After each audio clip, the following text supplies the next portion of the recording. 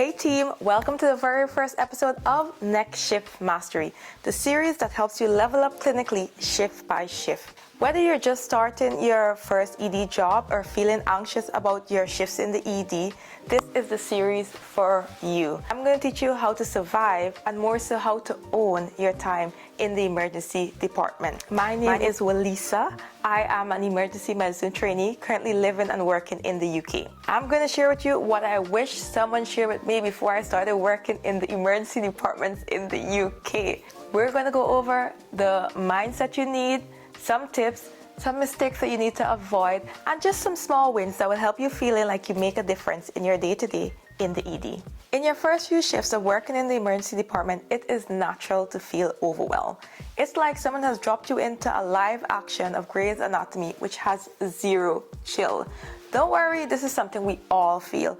Even today, when I moved to a new department, I still feel a bit overwhelmed and nervous my first few days there. You're not behind, you're just new. And don't worry, we know it, and we're here to support you. Like everything in life, mindset is key. So let's talk about 3 mindset tips to help you survive your time in ED.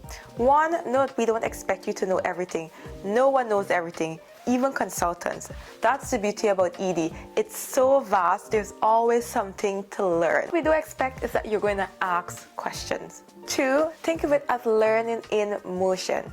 Every case is the opportunity to learn something new. That way, you'll observe the information a lot quicker by being engaged, showing up, and asking smart questions. 3, I know everyone talks about fake it till you make it. I kind of hate it. I think overconfidence is just as dangerous as not being confident. It's a threat to patient safety. Instead, I would say stay humble, stay present, ask questions, ask for help early. That's why we're there. Here's what actually matters on your shift in the emergency department. 1, safe assessment. You want to be taking a thorough history, a good physical examination, and incorporating your ABCDEs. 2, documentation. ED has a very high litigation rate. I'm sorry to tell you. As a specialty, we do.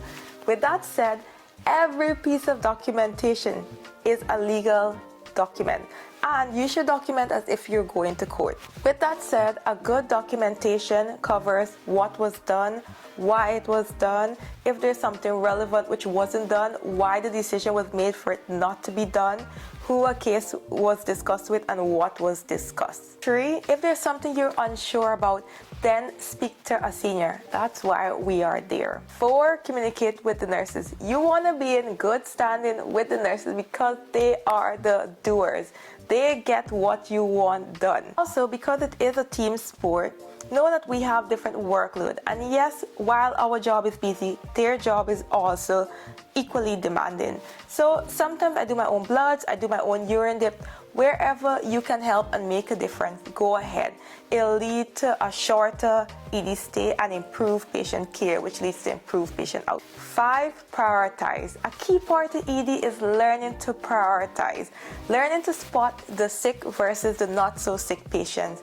This will come with time. We don't expect you to know this from the beginning. Guys, moving on, let's try to help you prevent some common rookie mistakes. 1 is going to be centered around breaks. We're not like medicine. We actually encourage and like when you take your break. But in the ED, don't just disappear. Let someone know when you're going on the break. And something else I would say, don't take your break towards the end of the shift. Try to take it in the middle. No one likes when you take a break at the end of the shift. The seniors actually get really annoyed at this.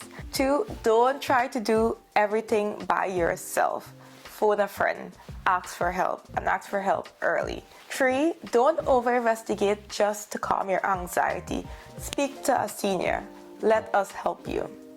4, don't suffer in silence. I think it's kind of all linked, you know? Ask for help early. So you want a quick win in your first few shifts? My suggestion would be 1, come to us with a plan. After you've already seen that patient and you may or may not have a diagnosis, just come and say, well, I would like to do the following, and that could be ordering more tests, and just to let them know why you want to order tests. Don't just do things out of routine. Everything you order should have a reason for you ordering that test, because we don't treat tests, we treat patients. Okay? 2, ask for feedback. Was there anything I missed? Is there somehow I could have done it better? Through feedback, we become better ourselves. 3, a proper handover. A good handover shows that you know what you're about and allows people to trust you more. And finally, this is sometimes difficult in the ED, but try to follow a patient through from the beginning to the end.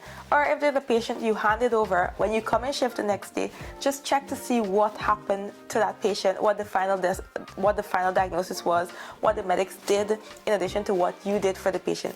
It also helps you to become a better doctor. Okay team, so that's your starter pack for surviving ED and slowly mastering it. Be curious, be kind to yourself and others, and remember, every doctor that you admire once felt like an imposter too, and some of us still do. If this helped, please hit like and subscribe to my channel, and also drop a comment. Let me know what questions you have about working in the emergency department.